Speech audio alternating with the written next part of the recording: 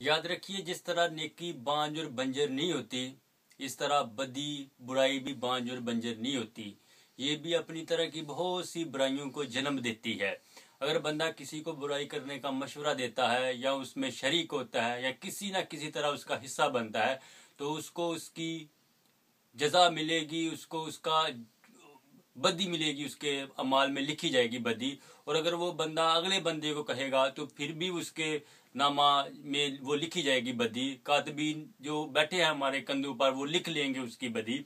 तो ये सिलसिला भी चलता जाएगा। और उसका जिस तरह नेकी का अजर हमें मिलेगा क़यामत में और दुनिया में भी मिलेगा, इस तरह हमें इसकी बदी की जो सजा है वो हमें क़यामत में तो मिलेगी ही दोज़ख की शक्ल में, लेकिन हम दुनिया में भी खुश नहीं रह सकेंगे। परेशानियां मुसीबतें हमें आ घेर लेंगी, औलाद नाफरमान हो जाएगी, बीवी नाफरमान हो जाएगी, हम तंग दस्त हो जाएंगे, छोटी छोटी परेशानी बड़ी बड़ी परेशानी लगेगी, माल में से बरकत उठ जाएगी, कारोबार खत्म हो जाएंगे, हर चीज तहस नहस हो जाएगी। ये सब हमारे अपने हाथों की वजह से होगा, क्योंकि अल्लाह ताला तो भलाई करते हैं। अल्लाह ताला के हाथ में तो खैर है। अल्लाह ताला कुरान पाक में इरशाद फरमाते हैं, बेआदिकल खैर, कि मेरे हाथ में तो खैर है। और ये जो बुरी होती है, जो बुरे काम होते हैं, ये बंदे की अपनी करतूतों की वजह से होते हैं।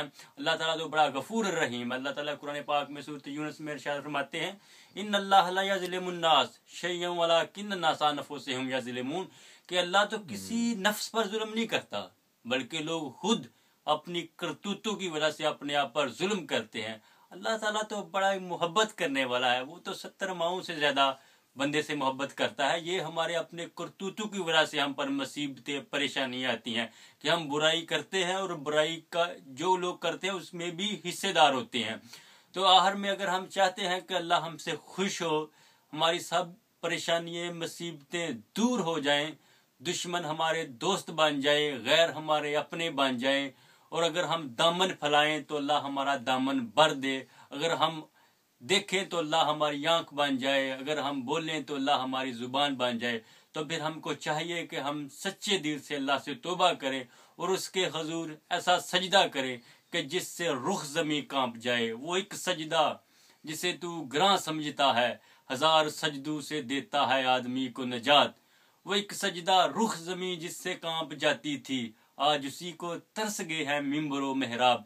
फिर एक सजदा करें अल्लाह के दरबार में, तो फिर हमें किसी और के सामने सजदा करने की जरूरत नहीं होगी।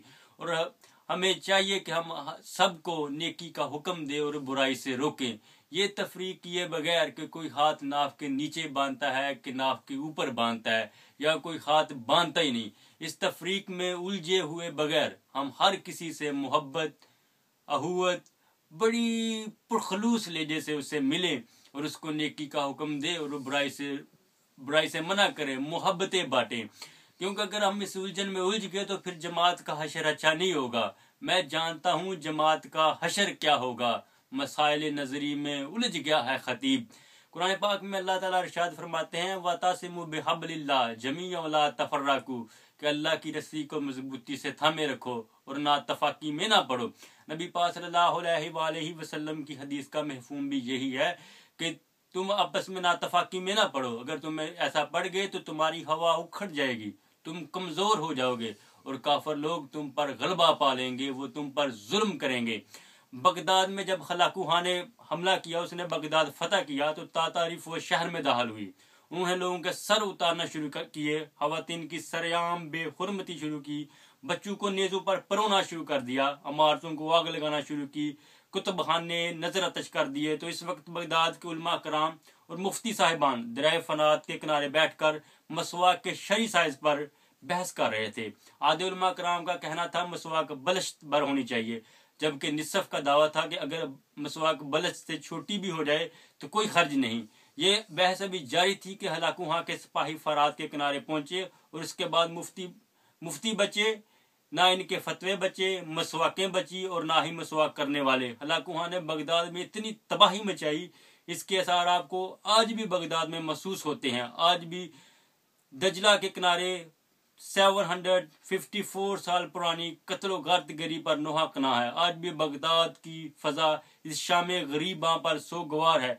अगर हमने इसी रवश पर चलते रहे اور ہاتھ اوپر باندھنے ہیں کہ نیچے باندھنے ہیں، اسی روش پر چلتے رہے تو وہ دن دور نہیں ہے کہ کوئی اور ہلاکو وہاں آئے، نہ ہاتھ بچیں جو اوپر باندھے یا جو نیچے باندھے۔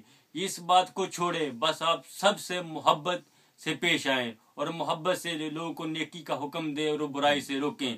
اگر لوگ فتویٰ لگاتے ہیں کفر کا پر، تو یہ فتویٰ علامہ اقبال پر بھی لگا چکے ہیں، یہ قائد اعظم پر بھی لگا چکے ہیں۔ اگر آپ پر اور مجھ پر کفر کا فتویٰ لگائیں گے تو میں تو صرف ان کے جواب میں اتنا ہی کہوں گا کہ عاشق ہوں یوں رب دا تے آئی مصیبت لاکھ، عاشق ہوں یوں رب دا تے آئی مصیبت لاکھ، تنو کافر کافر آخ دے تو آہو آہو آہ، وما علینا الا البلاغ المبین۔ السلام علیکم۔